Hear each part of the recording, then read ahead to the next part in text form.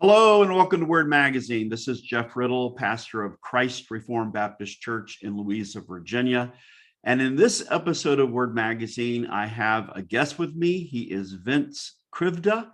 And so I welcome Vince to the Word Magazine podcast. Vince, welcome to the Word Magazine podcast. Thanks, Jeff. I'm happy to be here.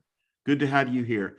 You and I first met, I think in 2019 down in Atlanta. You attended the Texan Canon Conference. And then last year we crossed paths again at the Kept Pure in All Ages Conference in Wisconsin. And I certainly enjoyed getting the chance to meet you and learn a little bit more about you. And so thanks so much for coming on to be a guest today.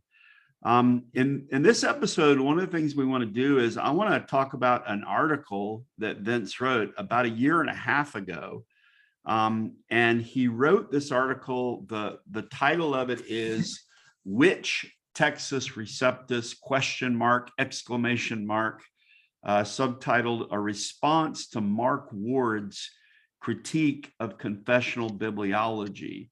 And so I want Vince to share with us a little bit about that article, how he came to write it, and what the thesis of it is, what response he's gotten to it. So that's going to be the subject of our conversation today. But before we do that, I want to learn a little bit more about Vince. So Vince, let's take a few moments here for you to just tell us about who you are. Like, where do you live? What do you do? How did you come to the faith? So let me just turn it over to you and tell our listeners to the podcast a little bit about yourself. Yeah, thanks, Jeff. So I'm an artist here in Columbus, Ohio, but I travel a lot. So I'm a visual artist, but also like a performing artist. So I'm probably not like your conventional guest here on the show, but I feel like that is really exciting to me to have this opportunity because I might have a little bit of an outsider insight to some of these issues. I'm not like that vocal about textual issues and that kind of thing, at least not that much anymore. I've been focusing more on the performance art. I do like, basically I go to concerts and musical events where I'll like perform with the band or whoever the musicians are. And I just like start with a blank canvas and then just kind of improvise to the music, and then I'll produce something. So lately I have been getting a lot of like good big gigs and that kind of thing, a lot of internet attention. So that's fun. But to me, like my artistic journey, it does like stem from my religious faith. And I guess a little bit about that. When I was a kid, I just remember that I was given a Bible very early, and I just loved to read. And my Bible is something that I would just read until I fell asleep. I'd wake up, it'd be right there in my chest, and I might like want to pick up where I left off and that kind of thing. So I feel like my calling to the faith was seated very early. I kind of grew up in like a Presbyterian environment. I was baptized, but kind of paradoxically, I was baptized when I was a teenager. I went through a confirmation class in the PCA and all that. And so I was baptized a little bit after I had given my profession of faith. And so, but I do think I have like a confessional background, Westminster Confession of Faith. And I do like appreciate not just confessions, but the old writings from the Reformed and the Reformed dogmatists. And I just I feel like I've grown from that heritage more than anything else. I am kind of in a transitional period though with my membership at a church, and so but I still have a lot of sympathy for people outside of the Reformed faith and having fellowship with people that love the Bible and have that zeal for the Bible like me. Thank you for sharing that. I mean, it's so interesting because I think if somebody thinks of, somebody who cares about the text of Scripture, they're probably not going to think of a visual and performance artist. You know what I mean? They would think that they're probably thinking you're the kind of person that modern translations are made for. Oh, right. You should be reading the Message, Vince. Don't you understand? Right. You should like something, relevant for you or whatever. I mean, it is interesting. Did you grow up in Ohio, Columbus area? Yeah, I've grown up here in Columbus, Ohio. I was in the military for a little bit, so I traveled the world and did that kind of thing. And I decided I wanted to come back and I wanted to take a stab at art. Um, but yeah, it's been enriching to And be in Columbus. is the visual art you do mainly painting? Is that what the medium you Yeah, work in? it's traditional painting. So I mostly do like an acrylic style that is fast drying because I want to have something that's done by the end of the musical performance. So I'm like collaborating with them, and then I have to have something done at the time. And then like on the off season, I do work on like custom work. So sometimes you'll see that on my social media stuff. I'll have something that it was somebody's idea that they wanted me to paint and put my like signature background and all that. But I Hmm. mainly am focusing on the live painting, and it's cool that you brought that up. That I'm not like the typical person that would be interested in subjects like the text of the Bible, but I feel like where I'm at, I do have a way to relate to people that might not be reached otherwise by the gospel. There's little ways that I can relate to people, but also bring them a little bit of God's love and His charity, and also being able to give them insight, but also I think it informs my like outsider background too. I'm able to, when I talk about text or with others, I think I'm drawing a lot of my philosophical background, and so I think that there are some insights that I wanted to talk about with this article that would give kind of like a positive contribution to the textual conversation. Hmm. Well, we're gonna by the end. I'm gonna make sure when I post this to Word Magazine online, I'm gonna do a corresponding article at my website, jeffriddle.net, and I'll put a link so that you can read the article. The article is on Vince's academia.edu page, and it's a sophisticated article. And I mean, just curious about that because I mean, you I mean, it's a pretty good academic paper. I mean, you've got some training in somewhere along the way in doing academic writing and some theological training. How did you pick that up along the way? I think mostly from my undergrad experience. I went to Capital University in Columbus, and I did do like a philosophy thesis. But I think what happened was I just got really interested in reading some of the scholarly work on the issue, because it's just how I investigate things. I want to know what the conversation is on the critical side of things, on the historical critical perspective, what is being published, but also like what is the theology that's um, underpinning like the development of the church, what types of advances theologically has the church been making in these days. Sometimes there's like a reactionary pull on both sides of the stream from like a canonical perspective compared to like a critical thought perspective. Sometimes there's like a exchange there that I think is really interesting, and that is so I guess like most of it has been just reading some of the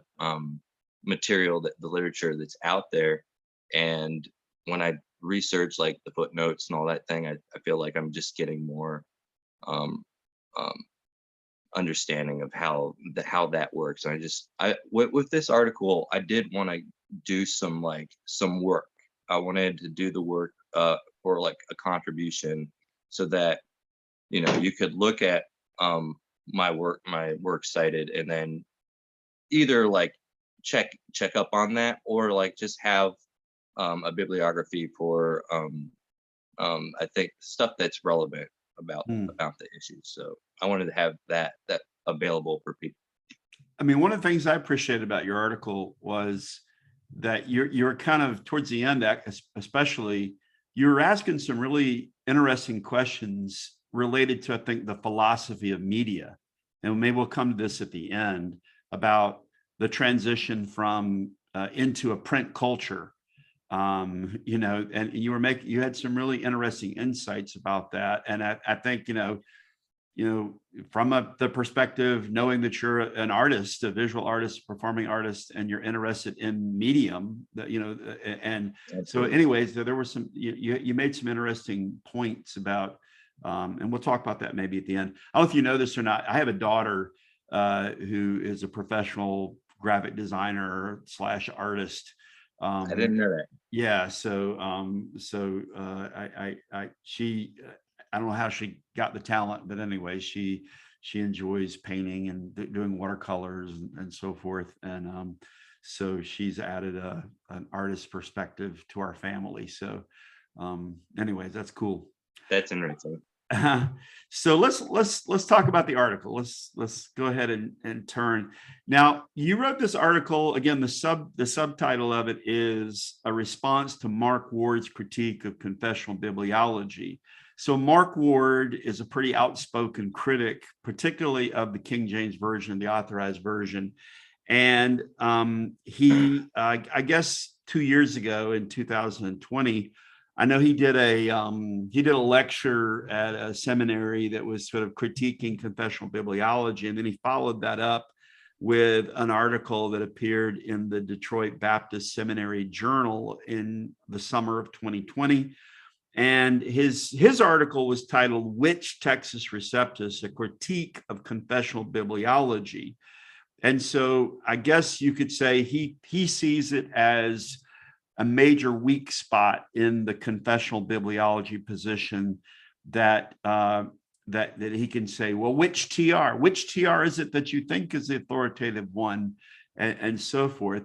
And so then, pretty quickly you wrote this article within a couple of months after this. I think it came out, what was it, in August? Like his journal came out in like June, and then you wrote your article in August.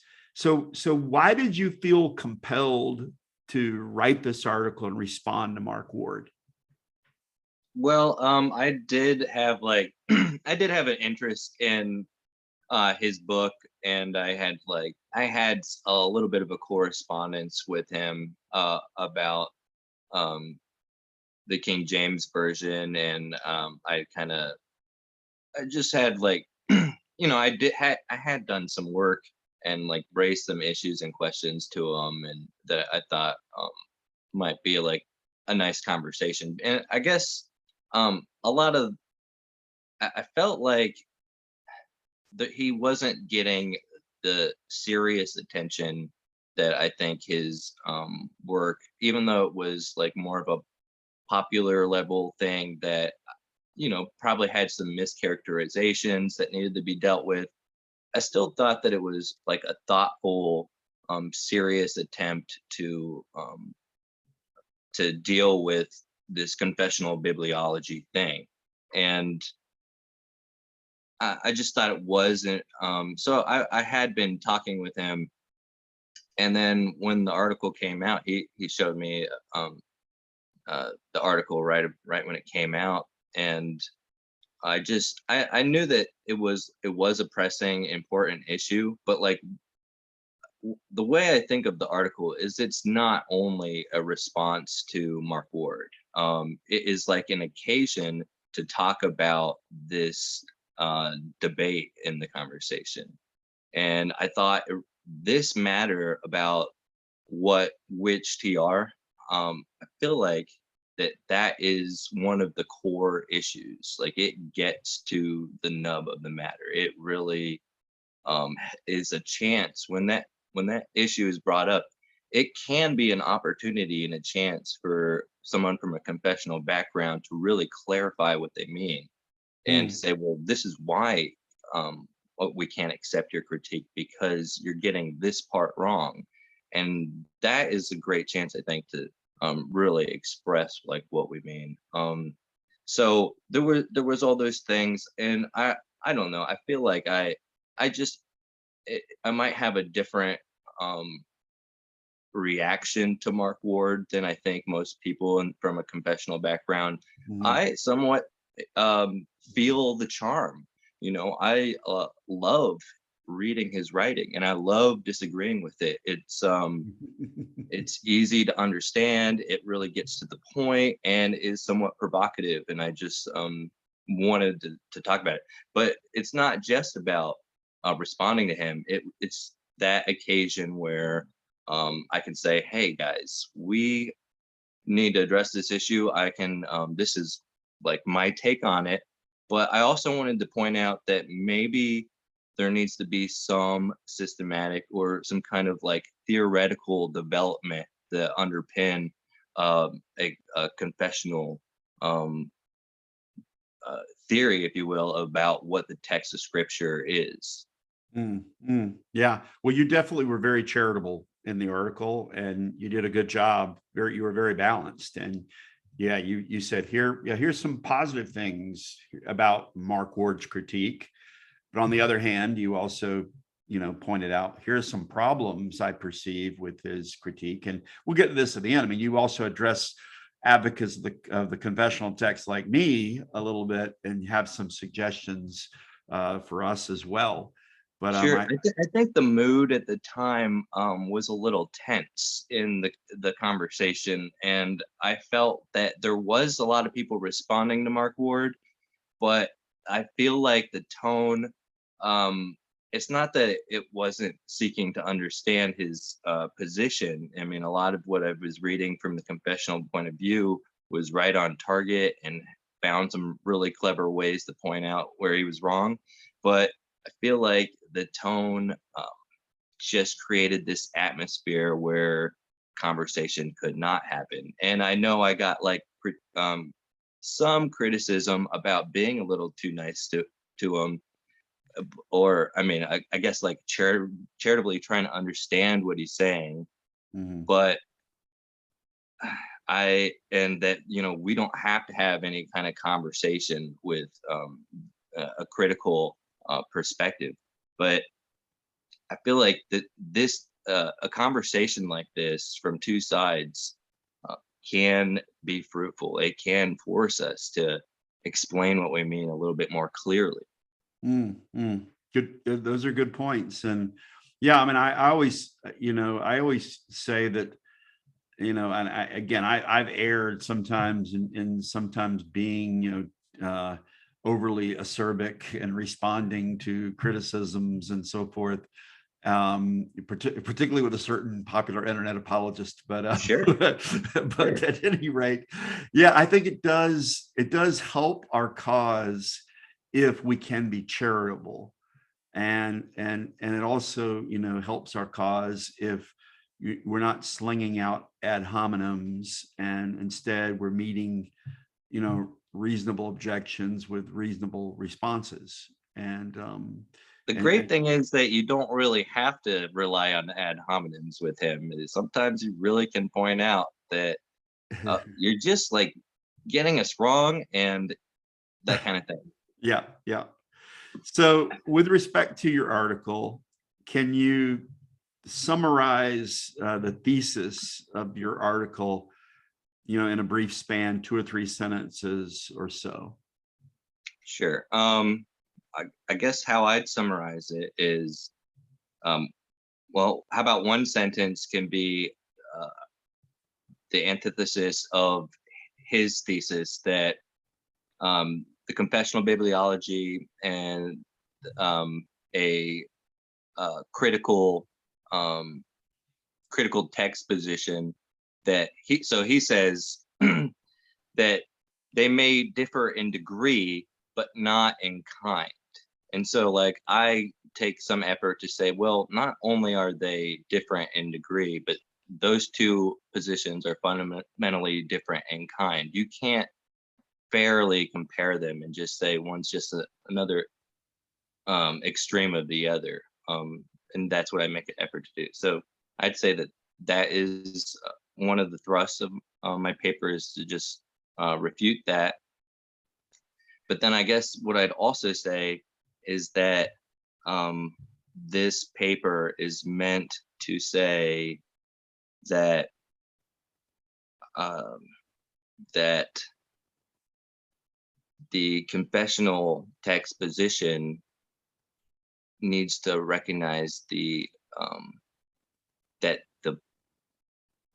the media is an important focus to have any kind of further development on this issue.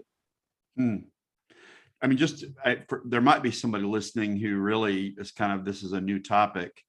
I mean, just to summarize Ward's critique, is to say, so the confessional bibliology position says, instead of pursuing the reconstructed modern critical text, we should instead rely on, with respect to the New Testament, the Textus Receptus, the traditional text of the New Testament.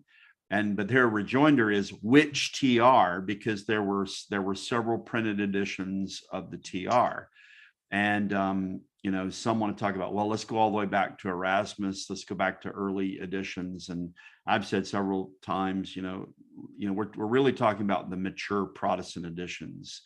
We're talking about Stephanus, we're talking about Beza, the ones that were used by and then eventually the Elzevirs, the ones that were used by the Protestant churches in making the vernacular translations. And there are some slight differences in some of those printed editions of the TR. And so Mark Ward is saying, you guys think you've got a more solid, secure textual basis for your preaching and teaching and translation, but you're not doing anything different in the modern critical text. The modern critical text is simply looking at all the extant evidence and reconstructing their text. You're just looking at a more limited pool. So you're doing the same thing. It's a matter of degree, not kind. And our response back has been, one of the responses back has been, no, it's not an apples and apples comparison. It's an apples and orange, comparison, because yes, we're acknowledging, at least some of us will hold to the TR position, that the text is there in the family of the printed TRs, but that's a limited pool, and we're not wide open for anything. And all of those TRs, mature Protestant TRs, have the pericope adulterae. All of them have the traditional ending of Mark, and so forth. With the modern critical position, they're wide open. It's just like when I had the debate with James White. Can you tell me if there's any text in the Bible that you're sure of? And he can hem and haw, and in the end, he can't tell me a single verse that he has any confidence in. But anyway, that's so for somebody who might possibly be listening, and of course I've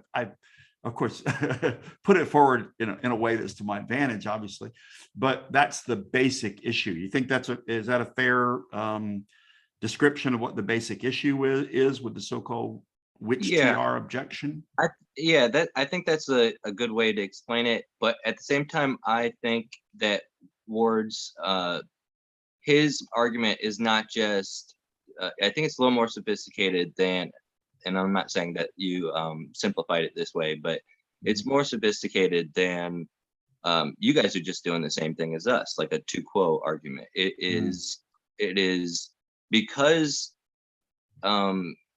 you're doing the same thing as the critical text people. You are, when you privilege one particular text, like the Scribner or the King James Version, you're making special pleading. It's ad hoc, you're just like doing the same thing as a King James onlyist.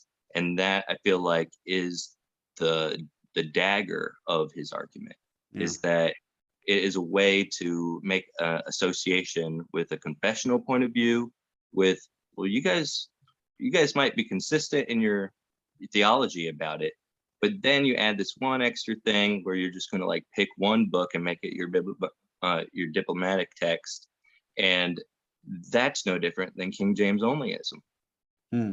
Well, and there are some people who uphold the traditional texts who do take that sort of diplomatic, you choose a diplomatic edition, or even somebody like, Doug Wilson, who I don't consider to be a confessional bibliologist, but he said it's Stephanus. It's the promise, yeah. Let's choose Stephanus 1550, and that's it. Or like you said, it might be somebody who simply says Scribner's. That's it. That's the mature edition of the TR and so forth.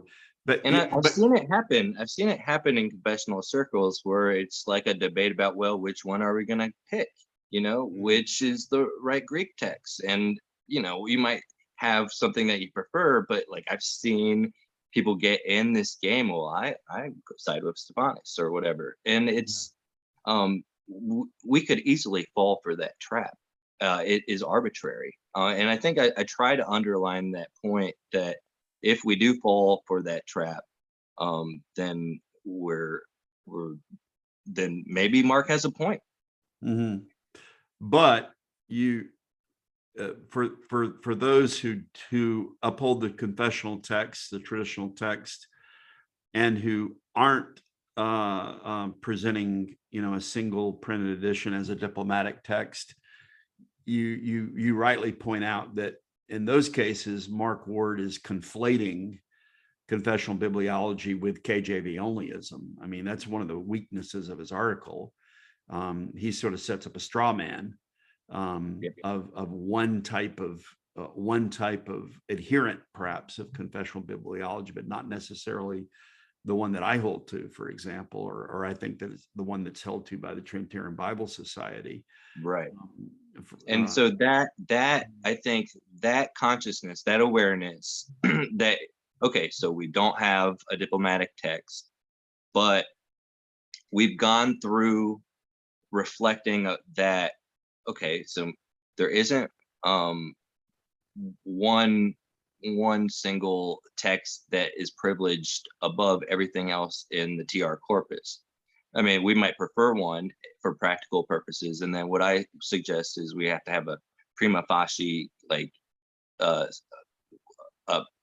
guess, like, subscription to the Scribner because it's in, we could have reasons why, but we're not trying to say that that is the diplomatic text. But okay, so after we've had that point of view and dealt with reflecting upon the modern critique, I feel like that is what I mean by a, like, post-critical view. It's something that you've gone through the reflection of, okay, so we're not King James onlyists, but why are we not? What is different about it? And that's all I mean by in the article about, like, a post-critical view. Yeah, that's, I mean, one of the distinctions you make. I mean, you don't talk too much about what the pre-critical confessional bibliology view might be. I think you make reference to Richard Brash, who's kind of, maybe talked about the pre-critical confessional bibliology view, John Owen, et cetera.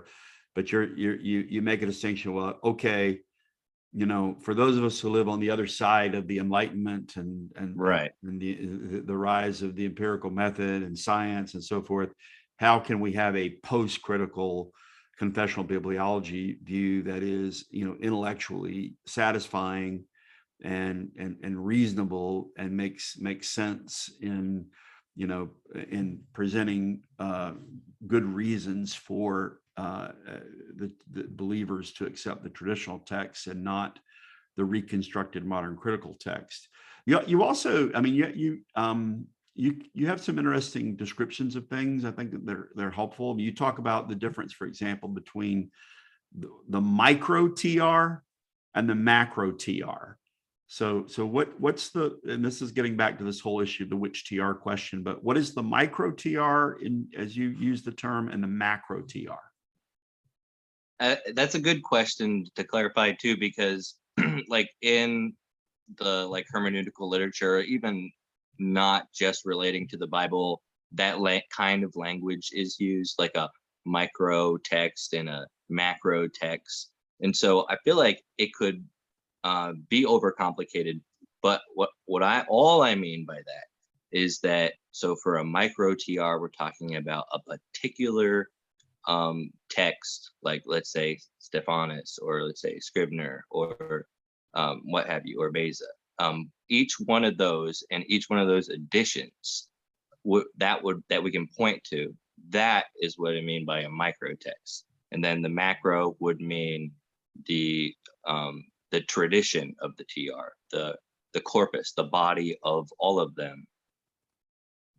And that is an important distinction. Yeah. And, I personally, I'm in that, macro TR camp, but I mean, I think they're allies who are who would pick an edition, and I would see them as allies, and I'd be closer to them, ideologically with respect to the text of Scripture than I would be with the modern text critics. But there would be a shade of difference as well. Ward suggests in his book, again, that these differences in the micro TR, again, that people who are TR advocates have to deal with these differences in the micro TR. And he says, again, that this is just a matter of degree and not kind with respect to what the modern text critics are doing using the reconstructed method. So what's your response to Mark Ward in your article, or just here, as to why we can't compare the approach of the macro TR with what's being done in modern text criticism? Right. Well, I guess one of the issues with Mark Ward's paper is that he I guess he just underplays that he points out there is one difference that the critical text has, and that's like missing sections. And it's rare, but like really significant that there would be missing sections, and not so much in the TR. If there is a missing section, it's like very minimal. You mean that there would be a major textual variant, like the pericope adulterae, or like the ending of Mark? Is that what you mean? Yeah, precisely. So that is one way that they're like, I mean, you have to concede just on that basis that there is a difference in kind. And his whole argument is, well, there isn't, but he has to concede that there is, but he tries to brush it off a little bit. So that's like one of the main issues. I wouldn't say that that's like the nail in the coffin or anything. It's really all about like his rhetoric to say, well, that's not that big of a deal.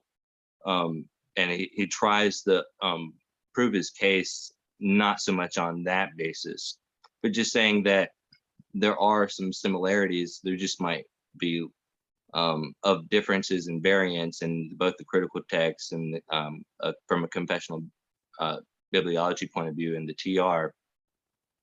But it's just a matter of degree.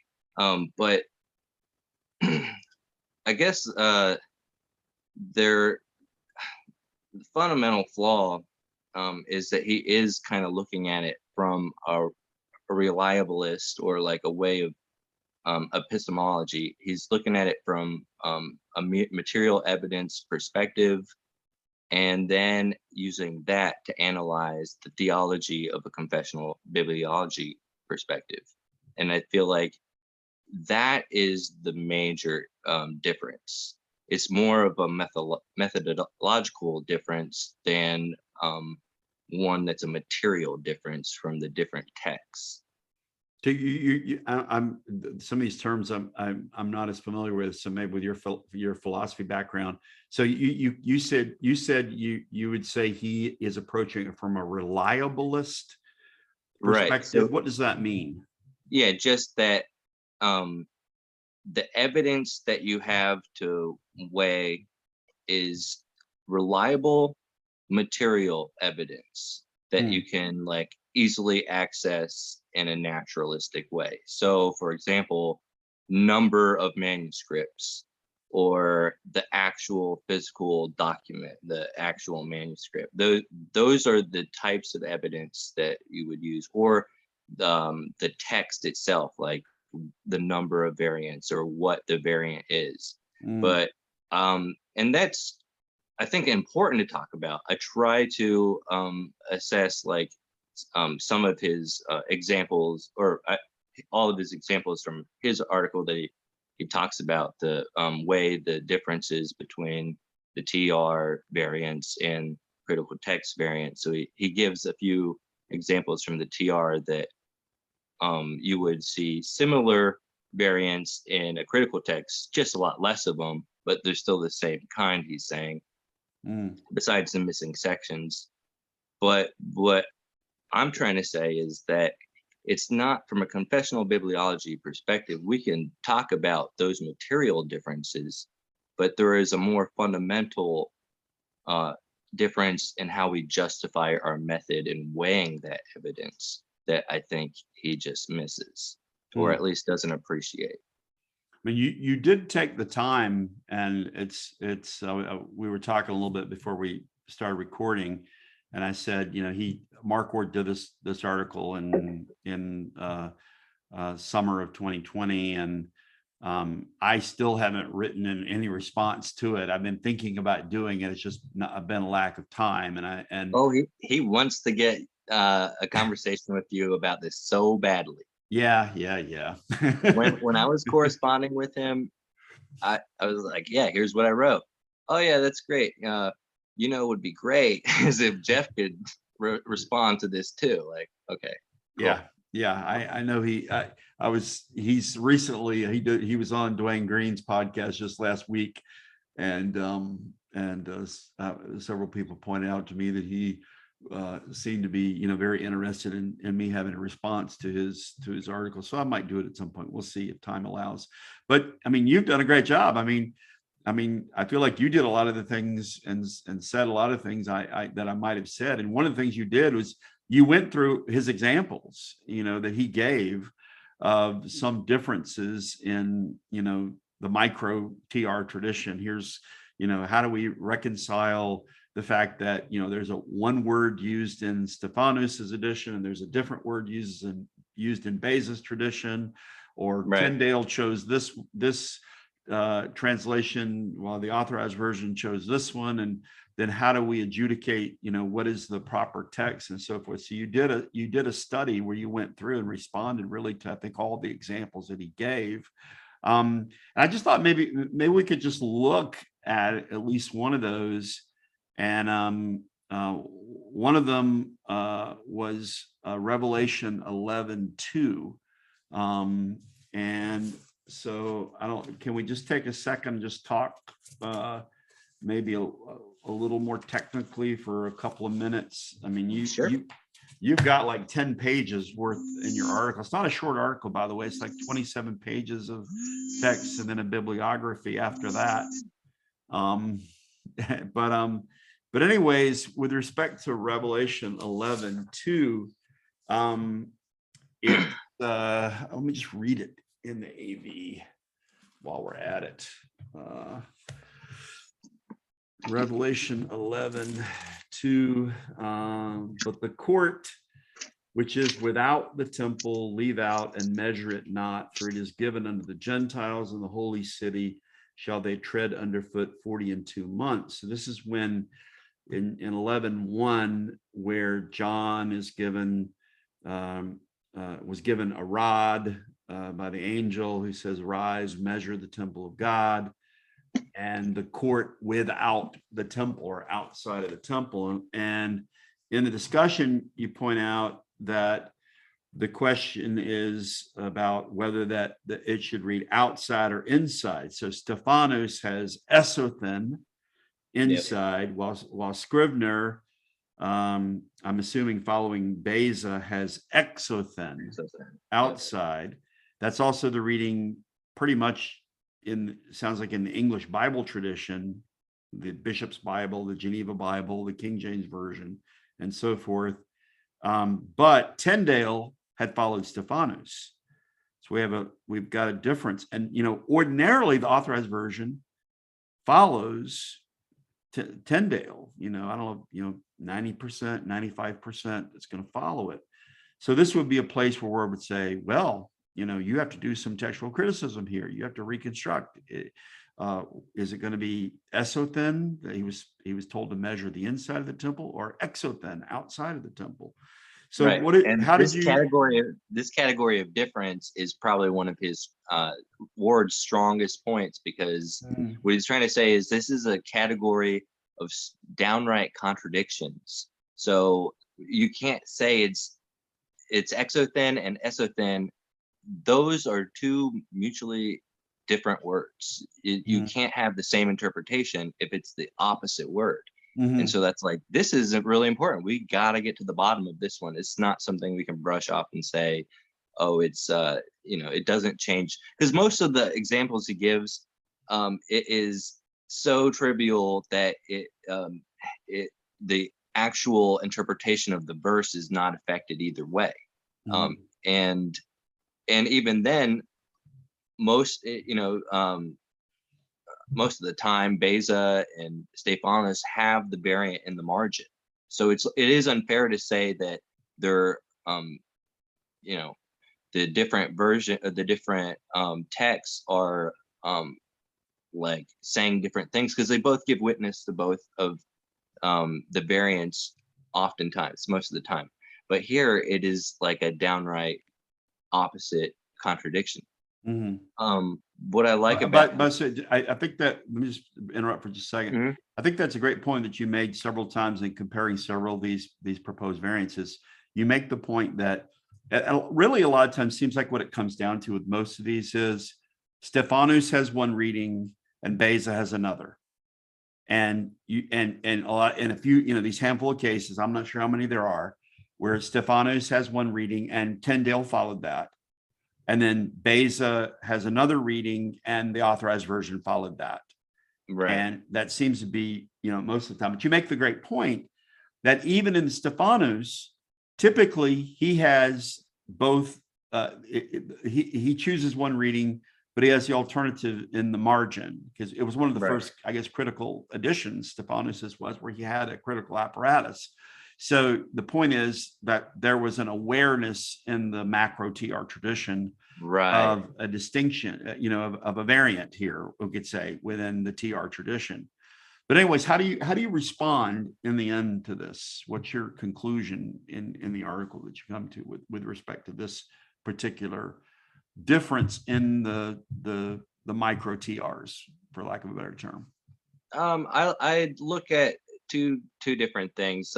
First is like the historical information that might inform how we understand what's going on in the architecture of the temple. Whether what do we mean by being outside the gate or inside of the gate? So I feel like that type of information about what court was there for the Gentiles, and that issue itself is debated by scholars, but I think like the New Testament evidence kind of gives us a good picture of what is meant by that. It is, but I think that besides the historical information, the most important part is the theology. We have to understand the theology behind what either interpretation, and part of that is understanding how to read the revelation.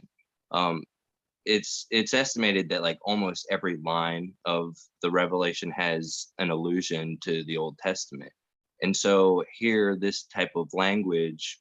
I mean, yeah, we have imagery of the temple, and the 42 months, and all these things kind of give us a picture. Oh, we're looking back at Daniel, and this can be, this eschatology stuff can be um, a a little complicated. So I'm probably not going to dive that deep into it, Mhm. but we have to understand that that illusion must inform our interpretation here, and I Mm, think like that it would have to be exothen, the Gentiles outside of the gate, as mhm, opposed to inside, because what is going on here and what the Reformed commentators had thought about this text with great agreement is that we're talking about what is going on with those outside of the true church. They are like um, the Reformed had an idea, and this is probably not as like fashionable to talk about to interpret the revelation in these terms, but it's part of our heritage that they had to deal with the issue of the invisible church and the visible church, and it seemed like it was all one big temple, but on the outside is really the the false, the Gentiles is an image of um not Gentiles after the flesh, but those that are excluded from the communion of faith, those that are not in the presence of God in the inner court. Careful, Vince, you're starting to sound like a Baptist. That we have to distinguish in the church between the those who are believers and those who aren't. But anyways, yeah. No, I think it's very important today. This type of stuff is, I mean, I personally deal with this issue. I feel like in Columbus, I feel like I'm right in the Babylonian captivity sometimes. It's just not this type of metro environment. It's hard to distinguish like those inner believers, those that are in the presence of God. It's really hard to judge by appearances. And this picture from Revelation, it really it helps us wrestle with that, with um, the Roman Catholic Church. It's has all over its banner that it is the true church, and it has she has the heritage and the apostolic sanction to be the true church and administer all the sacraments. And that is its claim to legitimacy, is that it has that, it claims it so boastfully. But how is the simple believer to discern, especially during, like, let's say during the Reformation, how did they know? And I think these pictures that John gives us can really be understandable and intelligible to any believer, as long as they could see that this imagery is borrowed from the Old Testament. They can get that mental picture. And it's, I've seen that. I've seen even Reformed commentators, for example, like Kenneth or Kenneth Gentry, who is like a preterist, gives a preterist interpretation of this, and just ignoring the theological background and ignoring that this is an illusion and that this is imagery, and trying to say, well, here, this must have been talking about something in the past when the temple was still standing. We're talking about a literal temple here, so we're talking about before 70 AD, and is what is referred to in this. But it just kind of ignores the Reformed heritage. Like, how has that always been interpreted? There's been a great agreement that this is a picture of the tension and conflict between the false church and the true church, and I think it has a lot to do with understanding the entire narrative of the apocalypse anyways. Excellent comments and interesting comments. I mean, to bring it back to this question about which TR, distinguishing between should the reading be esothen inside or exothen outside, when we have Stephanos and Tyndale following with inside, and we have Beza and basically the rest of the English Protestant English Bible translation going with outside. And I don't know, it'd be interesting to compare, Hungarian, Dutch, French. I'm guessing there was probably a Reformed consensus that didn't come through a scholarly announcement or an ecclesiastical announcement, but just simply organically, that exothen there was a consensus around that, and that became, the reading, the Protestant reading. And you say, for example, page 16, it is easy to see why exothen became the consensus in the Reformed tradition. And you close up the conversation on page 17 by saying, thus the lasting textual choice of the KJV translators coheres with the consensus about the meaning of this passage at the time of the Reformation. And one of the things I said, and I've only, the one preliminary response that I gave to Mark Ward and sort of the which TR objection was that we have to look at all of these on a case-by-case basis, right, and examine them, kind of what you're doing, and to say, can we be led to a consensus agreement? I mean, although, like I said, I'm more in that macro TR camp, I'm also unapologetically saying when we have a reading that, becomes basically the mature consensus of Protestants and becomes the mature reading that's embraced in the translations that are made.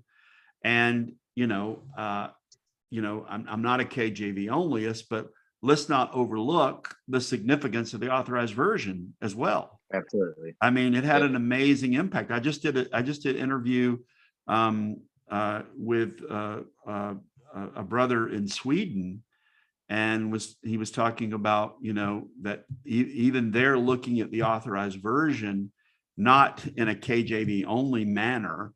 I mean, they're looking at the Hebrew and Greek, trying to write a Swedish, Reformation Bible. They're actually going back and using the King Carl the 12th edition in Swedish, which was the Protestant, when the Protestant Bible, when the Reformation came to Sweden.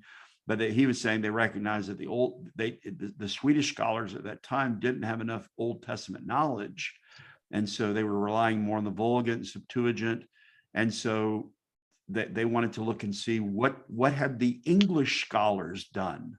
You can't overlook in the providence of God the fact that the English and the Reformation in England had an outsized influence in the Protestant movement. You know what I mean? Absolutely. If that makes sense.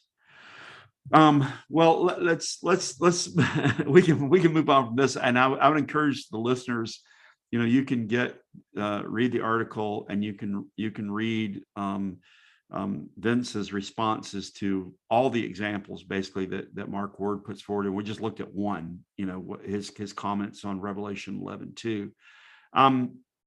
You talk about Scribner a little bit, and although you note that you admire Scribner's TR, you talk about the problems with choosing one diplomatic text. And why do you think that's a problem for someone to choose a diplomatic text? I mean, mostly because it's ad hoc. It doesn't necessarily follow from the precepts of a confessional bibliology. It's something that you could go with the macro text, and that would satisfy all the theoretical requirements of a confessional bibliology perspective. And I think that's also what Mark Ward is implying, is that it is a little bit arbitrary. And if you did just pick one, well, why that one over another? Do you have some kind of special insight outside of that text that gave you that information? Or, how is that any different than a KJV onlyist? And I think that he's absolutely right about that. If we did pick one, and just how do we establish the criteria about that? We could say, well, one was in greater use, or that kind of thing. But when you start looking at the information, it becomes problematic to pick one, and then you get targeted and said, well, what about the church before that text? What kind of scripture did they have? It becomes a can of worms, not entirely without solution. But what I try to say about Scribner in the article is that I entertain the possibility that, and I'm not an expert on Scribner's text. I know people have pointed out that, oh yeah, there are, just, one or two editor errors or something like that. I'm not an expert in that type of study, but I've entertained the possibility because it is in common use, and seems to have um, the look of a final form of a text. Because of those reasons, it seems likely or plausible that um, it could have um, because when you pick a diplomatic text, you start going from, instead of something, the text being infallible, to give you all that you need, the infallibility for you to rely on it for all that it's good for, to talking in the language of inerrancy, like this particular text is inerrant. And so perhaps that is the case, and perhaps it is something that uh, I mean, not only could you not like verify um, whether or not if you establish a diplomatic text, you can't like appeal to anything outside of that text to like corroborate all the textual choices. But I'm definitely open to say, yeah, it could be without error in an inerrant sense. It could be, Mm. but is it needed by the position? I don't think it is. You said, I think you said this previously, and I know you wrote it in your article. You kind of make one of the things you say is, let's go with the macro text, but let's give I don't know, what was your language, a prima facie, I don't know, place of privilege for the Yeah, scriveners and the authorized version, given, we could say, like you said, that the maybe the yeah, historical and circumstances and so forth. yeah, until we get into any kind of hairy complication where there are a lot of variants, or there is kind of like a major choice, like that Revelation 11:2. Mhm. Um, and even then, like, we're gonna find out that the authorized wins on that point. But it's like you do have to have a practical, functional, working way to um, access the scriptures. And so that's why, like, yeah, I've got great esteem for Scrivener. It's reliable, you can trust it, and it is infallible for anything you would use the Bible for what it's trying to communicate, what it's trying to reveal to you. You can rely on that. Absolutely. And Mm. so but I have to allow that there may be minimal um, uh, any type of issue in the text would be so minimal by God's providence that it does not in any way affect our certainty about it. We find we find like questions when we compare micro text in the macro text that make us think, well, which one is it? But like when we analyze those differences, we find that um, that it is so trivial of a matter that all it is doing is pressing us to guard our custody of the scriptures with even more zeal. And that's like why that's important. That's why those questions are there, but not to really, um, question what the meaning of that verse is. Because as we go through the examples that Mark gives, for example, Mark Ward, we find that it's so trivial that it's not impacting the interpretation of the text, and that's really all that matters in hermeneutics. I think, and again, and the confessional bibliology position is fundamentally different from the modern reconstruction method, which must philosophically be open to changing any verse based on Hmm. new evidence that comes in.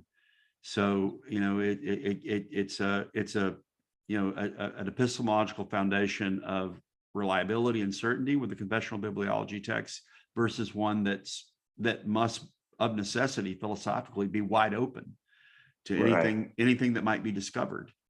They I might think. say, well, it's unlikely anything will be discovered. I've heard people kind of sort of say it that way. Well, we've probably found everything, but philosophically, you've got to be open to changing everything. That's why James White can't name one verse that he's Right. sure of, because he's got to say, well, I'm open to, there could be a manuscript, unearthed in the sands of Egypt next week that is the oldest and quote most reliable end quote Right. It's manuscript. theoretically built in.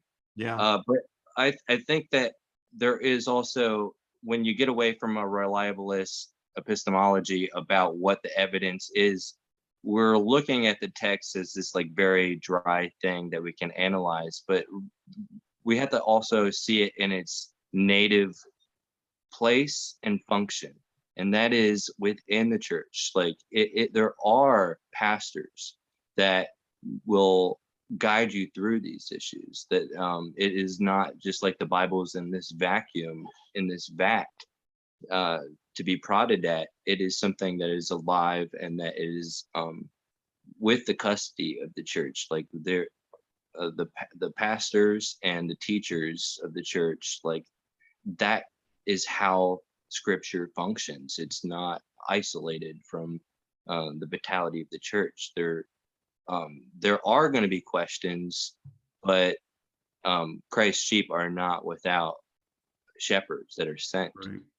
That was one of my responses when I wrote a review of Mark Ward's book. His book Authorized, and talking about how the King James Version is unintelligible. One of the responses I gave to him was, well, you're not meant to sit alone and read the Bible and be you know, you certainly you should do private devotional reading of the Bible. If you're a Christian, you should want to read it, but with respect to your understanding and interpretation of it, you have resources. You know, there are many parts of the Bible that are hard to understand, even if it's in completely intelligible English or whatever. There are Yeah. parts of it you're going to struggle with, and that's where you need the church, right? And you need elders to preach and teach and explain and interpret and draw upon the history of interpretation of a particular passage over the course of centuries and whatnot. We've been talking for quite a while. There were a couple other things I want us to cover. Towards the end of the article, I mentioned you have an interest, and it's interesting to me because you are an artist on the printed Bible, and you talk about the canonical function of the printed Bible. This is pages 21 through 24 of your article. What do you mean by the canonical function of the printed Bible? How did the print revolution, you think, in God's providence, impact how the Bible is received by God's people? Yeah, I hinted at this without, it's just hard to like put it all in one sentence when I'm giving a summary of it. But yeah, it's so a lot of times we get these like questions about, well, why the Reformation and why the King James Version, and like what is it historically that makes you like settle on one text in a broader tradition? And it just, the charge is that it's arbitrary. But from what philosophy of media really, how that conversation in philosophy has ended up is that a philosophy of media is really, okay, let me back up just a little bit. So without trying to lose anybody, I'll try my best to make this clear. So philosophy of history is like a main concern in the intellectual tradition. What is the flow of thoughts, and how can we make sense of the changes of ideas and exchange of ideas over time in all the books throughout the history of, like, let's say the Western tradition or whatever. So they have these things called a philosophy of history. We're trying to make sense of what everybody was saying before us and kind of give some continuity. Maybe some people will say there's a meta narrative, like a broader story or evolution of thought. And then some people say, well, it's all just meaningless anyways. All these challenges of these problems of philosophy, the things that people are arguing and debating about, boil down to language. And that's where things were when modernism came. It became philosophy. Its ultimate goal became the analysis of language, and it became the object of philosophy. Well, in our time, things have changed. The evolution of mass media and how and technology has changed the way people do philosophy. And now philosophy is preoccupied with this obsession with, well, how do we make sense of meaning and ideas? in the world, in the cultural landscape of today's technology. So everything is spoken about in terms of how it is mediated, how knowledge is mediated by our technology, by either images or the internet, or through mass publication, those kind of things.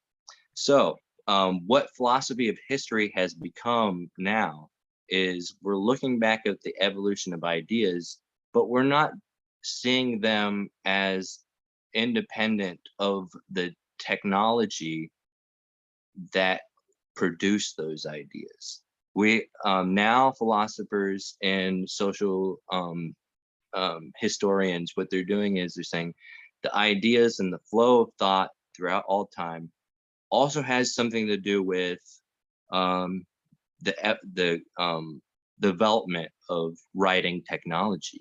The books that became mass produced had an influence. The form of the media is just as important as the message that it contains, is the understanding that it's becoming more and more fashionable to think of ideas in those terms. Well, I think philosophy is all just, it is the tools to deal with the church's evolution of theology. That is my point of view as a believer. All that stuff, the secular stuff that people talk about in philosophy books, those are the tools and just the background stuff of what's really important. And that is how the church is maturing in its thought. And theology, we're getting a call. There you go. So theology is not in a vacuum either. It is seated in history, and it is, the ideas that are exchanged are also mediated by technology. And this goes back to how the scriptures have been revealed throughout time. I'm not trying to say that it's all an ordinary natural process, because it is all by God's providence. But we see like an evolution of the tools that God wrote first on stone, and then we see like instruments and technology and writing instruments like pens and paper and parchment, and the scriptures, scrolls. And then we see like an evolution from the scroll to the codex. And the codex is like our first book. And what I talk about in the paper is how some scholars have noted that the codex was characteristically a Christian, maybe not a Christian invention, but it was something that was used by Christians. And there are a lot of reasons why that's the case. A lot of it has to do with how books have a sort of linear progression, but they're also indexical. There's something, they're very open. You can flip through the pages really quick. Find a passage, a favorite passage. Yeah. Mm-hmm. And so with a book now, we can see like let's take Revelation. Well, we were saying that almost every line has an allusion to the Old Testament, or we're reading the New Testament and then they're quoting something from the prophet Joel, and then we flip over back to Joel and we're saying, oh, okay. And you can do that with a book. You can't do that with a scroll. There's something in the evolution of the media technology. We see glimpses of this. I try to suggest in scriptures like Zechariah's scroll written on both sides, the little book, which is like a codex, but like, you know, the diminutive, like it's littler. It's like we see these images of this thing, the book, the Bible. And the Bible is like, what if you think about what is a Christian symbol, you know, you're left with like awkward, you know, what would be the Christian symbol? You know, there's a lot of imagery and symbols, but we're like tend to like resist this like iconography and this like cute little symbols like fishes and that kind of thing. But like what I've always thought about is like the symbol of Christianity is that beautiful Bible that would sit, you know, in the middle of your family room. And it was just something that you could just open up, and it was something you could tell stories, and it was, or just read straight from it to everybody and have that connection. So there's something very powerful about this object, the book. And once that book becomes in printed form, it becomes mass produced. And then the publishers had to make these textual choices in a different way that they never even had to do when Mm, scribes wrote codexes. mm, So there's something very special about all the culmination of things like the paper and the trade that like led to the paper being brought to the West, the fall of Constantinople, and publishing right in the smack of like this raging spiritual war right after the Renaissance that led to the Reformation.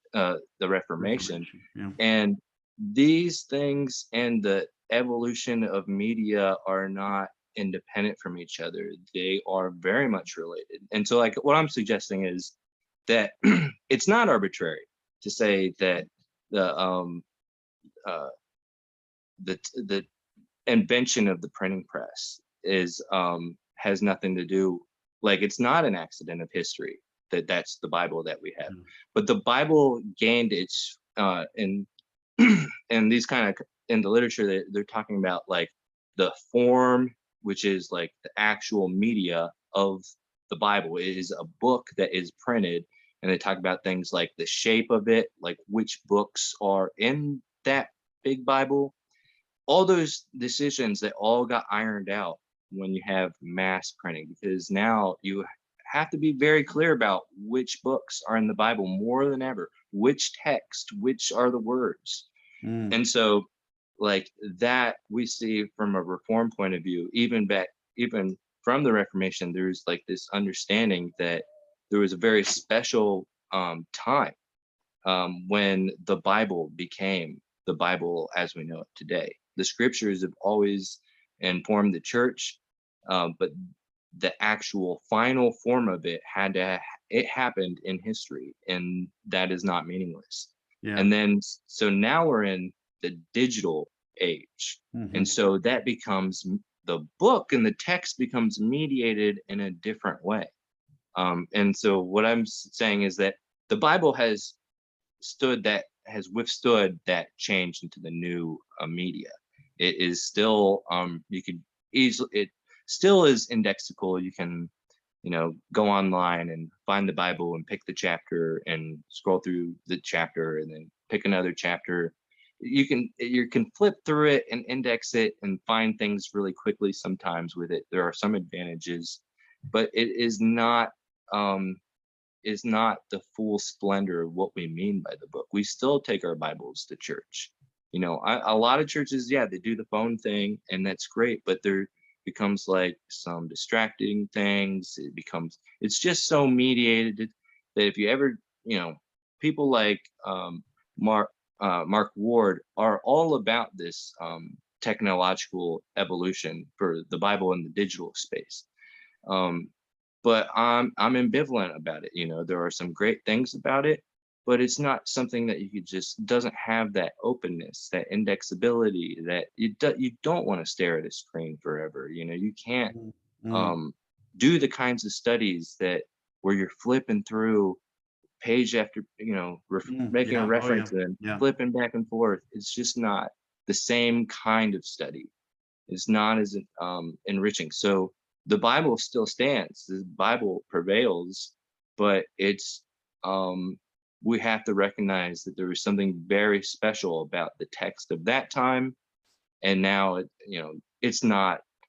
um, it's not coincidental that in the digital era that is where the proliferation of um, many different versions and texts are happening, because the foundations of it are all under question. Yeah. Two quick observations. One is Craig Evans has an article he's recently written, or it's in a collection of his articles, where he talks about with the invention of the printing press and standardized printing of the text. He calls it, I think, the beginning of textual fundamentalism. He sees it as a negative, and I hear this in some of the younger evangelicals who are embracing modern textual criticism. They're like, well, the tradition of Christianity has been basically to have all these, not really to know what the Bible is. This community has this Bible, this community has the other Bible, etc. And seems like they sort of see the Reformation, the standardization of the text in printed form as a negative, and I think personally, now we're going back to the philosophy, theology of the Bible, and the inspiration of the Bible and the canonicity of the text was not something that was fluid. It was fixed. There was an inspired text, whether it was recognized, whether it was transmitted properly in various communities and so forth. But then, like you said, providentially, there was a time when it came into a standardized form. That's one observation. Second one is, it's funny, in my family devotions, we've been reading together. When my family has evening devotions, we often read a book together. We just finished not long ago reading biography of Spurgeon. We've also been off and on over the last six months or so reading a book called The Tech-Wise Family. And we just last night in our family devotions, we read this section. And of course, this is a book that's asking Christian families to take caution and how much you buy into technology and so forth. I'd recommend the book. But anyways, there was just a section there where he was talking about, and he noted a couple of studies where people have talked about the superiority of retaining information when you read it in a book versus when you read it on a screen. And part of that's, they talked about the physical phenomenon of holding it. You can remember where it, everybody's had that experience where you read a book and you kind of remember where that paragraph was, where that quotation was. We can't do that you can't do that on a Kindle. It's holding a book in your hand is a tactile, it's a physical interaction that's different than merely just visually seeing it on the page. Absolutely. Anyway, well, we could have a lot more talk about philosophy of media. I want to bring us to a close because I think we've been talking well over an hour. Let's end it with this. Your last line in your article is this. You say this: my hope is that this paper motivates confessional bibliology advocates to maintain their custody of the scriptures with faithfulness and patience with others. So you're addressing Mark Ward, but you're addressing me also. So how would you assess the current state of the confessional bibliology movement? I mean, you've actually been at two important meetings, the one we had in Atlanta in 2019 and the one we had in Wisconsin last year. How do you assess where things are with this movement, if we could call it a movement?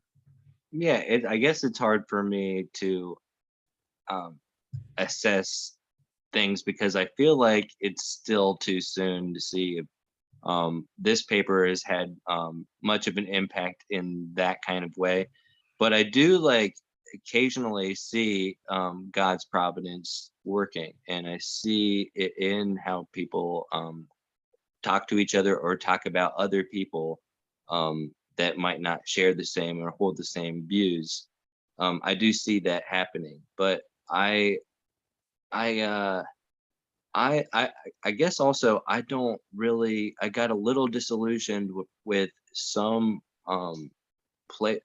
forums of discussing these things. I feel like on the internet places like Facebook, I got a little bit disillusioned, and maybe things have cleaned up, but I didn't find myself really that edified from some of the internet type Shocking, Vince. You found things on social media that weren't edifying. Just kidding. Right.